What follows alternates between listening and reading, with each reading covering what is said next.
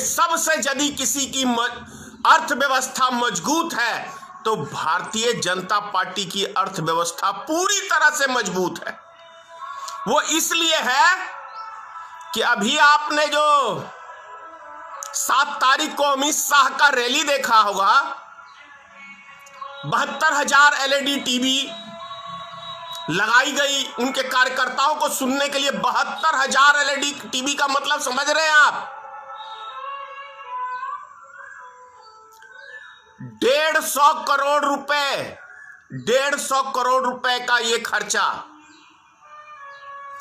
जहां पे भारतीय जनता पार्टी अभी मजदूरों के लिए हाथ खड़े कर दिए थे कि हमारे पास कोई पैसा नहीं है इनको घर पहुंचाने के लिए, इनको कोई सुविधा नहीं है खाने पीने के देने के लिए, लेकिन रैली करने के लिए सिर्फ 15 से 20 मिनट के भाषण के लिए अमित शाह के पास खर्च करने के लिए 150 करोड़ रुपया पानी में यूं उड़ा दिया। तो ये अर्थव्यवस्था सिर्फ और सिर्फ भारतीय जनता पार्टी आपको हिंदू मुसलमान में उलझा के, और पूरे देश की अर्थव्यवस्था भारतीय जनता पार्टी अपने पार्टी फंड में जुटाने के लिए, और जो इनके नेता हैं उनका घर भरने के लिए, ताकि ये मजबूत रहेंगे तभी तो चुनाव में बेतहाशा पैसा खर्च करेंगे।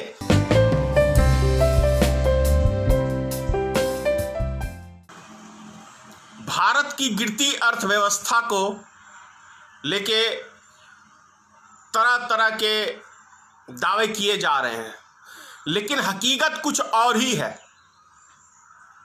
चाहे भारत की अर्थव्यवस्था पूरी तरह से नष्ट हो गई हो, लेकिन भारतीय जनता पार्टी की अर्थव्यवस्था पूरी तरह से बुलंदी पे है।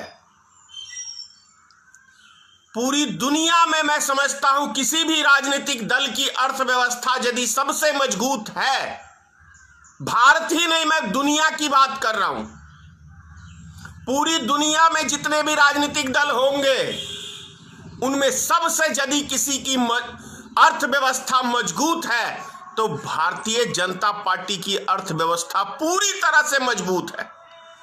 वो इसलिए है कि अभी आपने जो 7 तारीख को अमित शाह का रैली देखा होगा, 72,000 एलईडी टीवी लगाई गई उनके कार्यकर्ताओं को सुनने के लिए। 72,000 एलईडी टीवी का मतलब समझ रहे हैं आप?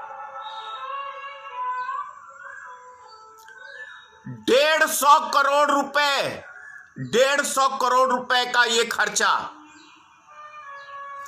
जहां पे भारतीय जनता पार्टी अभी मजदूरों के लिए हाथ खड़े कर दिए थे कि हमारे पास कोई पैसा नहीं है इनको घर पहुंचाने के लिए, इनको कोई सुविधा नहीं है खाने पीने के देने के लिए, लेकिन रैली करने के लिए सिर्फ 15 से 20 मिनट के भाषण के लिए अमित शाह के पास खर्च करने के लिए 150 करोड़ रुपया पानी में यूं उड़ा दिया। तो क्या इससे हम ये नहीं कहेंगे कि भारतीय जनता पार्टी की भले हमारा देश की अर्थव्यवस्था चौपट हो गई हो, लेकिन भारत में पिछले अब ये 7वां साल लग गया है मोदी सरकार का, पिछले 7वें साल के अंदर जो अभी अब 7वां साल चल रहा है, इसके अंदर भारत के हर जिले के अंदर एक वीआईपी टाइप का भारतीय जनता पार्टी का ऑफिस खुला है।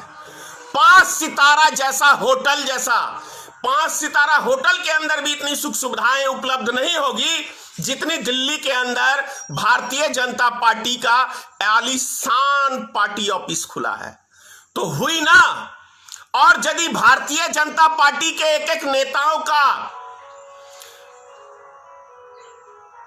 6 साल पहले उनके पास क्या संपत्ति थी और आज की यदि जांच की जाए तो मैं 100% कहूंगा, 99 नहीं दावा ठोक रहा हूं, 100% कहूंगा कि उनकी अर्थव्यवस्था 10 गुना 20 गुना बढ़ी है। भले हमारे देश की नागरिकों की अर्थव्यवस्था, हमारे देश की अर्थव्यवस्था चौपट हुई हो, लेकिन हमारे भारतीय जनता पार्टी के नेताओं की अर्थव्यवस्था, तभी तो आपने देखा होगा कि 50 लाख से एक बिजनेस शुरू किया था अमित शाह का बेटा जैसा, 80 करोड़ का मालिक बन गया एक साल के अंदर। तो हुई ना अर्थव्यवस्था भारतीय जनता पार्टी के लोगों की मजबूत। अब समझ में आ रहा है कि आखिर देश का पैसा ये कहां जा रहा है। आपको याद होगा लाल किले से श्री नरेंद्र मोदी ने कहा था कालखंड के लिए 100 लाख करोड़ रुपया, 100 लाख करोड़ रुपया का घप हो गया ना। 125 करोड़ रुपया बिहार के लिए विशेष पैकेज का ऐलान हुआ था, तो वो भी नरेंद्र मोदी और भारतीय जनता पार्टी के कार्यकर्ता पी गए ना। अभी 20 लाख करोड़ रुपया कि अभी ये तो आपके आंखों देखी बात है, कुछ ही दिन पहले की, ये भी घप हो गया ना। कहीं नजर आया 20 लाख करोड़ रुपया कुछ होता है भाई, कहीं भी है? तो ये अर्थव्यवस्था सिर्फ और सिर्फ भारतीय जनता पार्टी आपको हिंदू मुसलमान में उलझा के और पूरे देश की अर्थव्यवस्था भारतीय जनता पार्टी अपने पार्टी फंड में जुटाने के लिए और जो इनके नेता हैं उनका घर भरने के लिए, ताकि ये मजबूत रहेंगे तभी तो चुनाव में बेतहाशा पैसा खर्च करेंगे। अभी पीएम के फंड के अंदर जितना भी चंदा हुआ है, इन्होंने सुप्रीम कोर्ट में मना कर दिया कि हम इसकी कोई जानकारी नहीं देंगे। तो भ्रष्टाचार से लिप्त भारतीय जनता पार्टी इसका प्रमाण है कि नहीं है? यदि ईमानदार पार्टी होती तो डंके की चोट पे कहती कि ये रहा इतना चंदा आया है और ये इस माध्यम से हमने इस माध्यम में खर्च किया है। लेकिन नहीं, भारतीय जनता पार्टी से आप सवाल नहीं पूछ सकते हो, वो जवाब देना जानती ही नहीं है, वो तो हुक्म चलाना जानती है। चाहे जिस बहाने आप उसको पैसा दीजिए, जिस बहाने उससे आपसे लेगी वो, और अपने नेताओं का और अपने कार्यकर्ताओं का घर भरने का काम भारतीय जनता पार्टी कर रही है। ये जीता जागता उदाहरण है। जम्मू कश्मीर में 80,000 करोड़ रुपया कहां गया? जवाब देना चाहिए। तो यदि ईमानदारी का ढोल पीटते हैं तो अभी 150 करोड़ रुपया जो आपने इस रैली पे खर्च किया है अमित शाह जी और श्री नरेंद्र मोदी जी, इसका जवाब देश की जनता को चाहिए कि इस कोरोना वायरस के समय में पूरा देश संकट से जूझ रहा है और आपके पास एक 20 मिनट के भाषण के लिए इतना पैसा आपने कैसे उड़ा दिया। ये जवाब देश की जनता मांग रही है आपसे। देश का एक एक नागरिक आपसे जवाब चाहता है कि आपने जो ये 150 करोड़ रुपया अभी इस रैली के अंदर खर्च कर दिया है, ये देश की जनता जानना चाहती है कि ये पैसा आपके पास कहां से आया। क्या पीएम केयर फंड के अंदर जो पैसा अभी इकट्ठा हुआ है, क्या ये बिहार के रैलियों के लिए इकट्ठा किया गया है? इसका मतलब तो यही निकलता है पीएम केयर फंड के अंदर जितना भी श्री नरेंद्र मोदी को लाखों आदमियों ने चंदा दिया, ये मोदी जी का बयान है। बड़े बड़े उद्योगपति, फिल्म स्टारों ने, विदेशों से बहुत पैसा आया, पता नहीं कितने अरब आया, ये तो मोदी जी के पास ही हिसाब होगा। लेकिन कुछ तो हल्के फुल्के हम लोग को भी जानकारी है जो भारत के उद्योगपतियों ने मोटा मोटा चंदा दिया है। तो पीएम केयर फंड का मतलब हो गया कि भारतीय जनता पार्टी का निजी पैसा हो गया ये। इसीलिए श्री नरेंद्र मोदी हिसाब नहीं देश की जनता को देना चाहते हैं।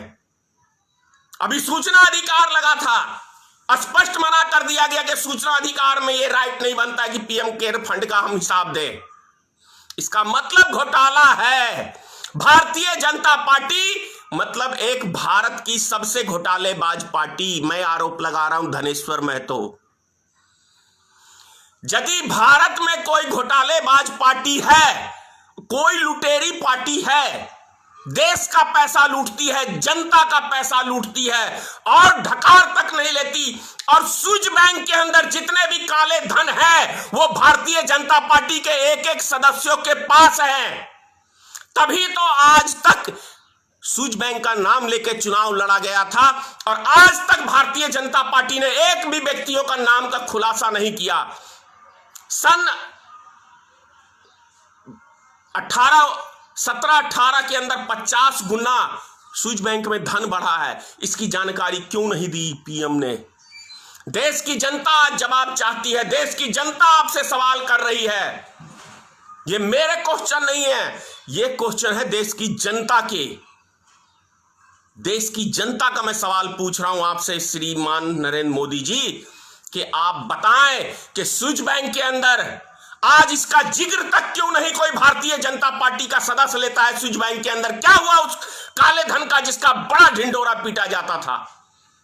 इसका सीधा जीता जागता मतलब है कि भारतीय जनता पार्टी का एक एक नेता का पैसा स्विस बैंक के अंदर है। मैं आरोप लगा रहा हूं धनेश्वर महतो, वरना एक एक व्यक्तियों का नाम डिक्लेयर करे यदि ईमानदार पार्टी है आप, ईमानदार प्रधानमंत्री है। नहीं तो चोर प्रधानमंत्री हैं। अमित शाह चोर है, नरेंद्र मोदी चोर है और भारतीय जनता पार्टी का एक एक सदस्य चोर है।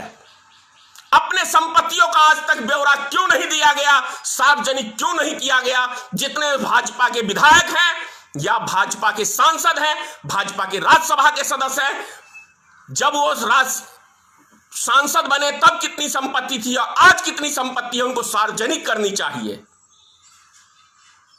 ये सवाल तो उठेंगे। यदि आप 20 मिनट के भाषण के ऊपर 150 करोड़ रुपए आप खर्च कर देंगे, जो सिर्फ 100 करोड़ के अंदर भारत की एक एक जनता अपने अपने घरों को पहुंच जाती। जनता के लिए पैसा नहीं है आपके पास, लेकिन रैली में खर्च करने के लिए उड़ाए जाओ, उड़ाए जाओ, उड़ाए जाओ। कमाया हुआ नहीं है ना, 2 नंबर का पैसा है ना श्रीमान, इसीलिए कोई हिसाब नहीं देना चाहते हैं। आ गए हमारे खाते में तो हमारे बाप का हो गया। क्यों? आप देश की जनता का प्रतिनिधि कर रहे हैं प्रधानमंत्री जी, तो देश की जनता को यह जानने का अधिकार है। आप जनता के चुने हुए प्रधान बने हैं तो जनता को, जनता के सवालों का जवाब देना आपका काम है श्रीमान प्रधानमंत्री जी नरेंद्र मोदी जी। ये सवाल उठेंगे और उठाता रहूंगा।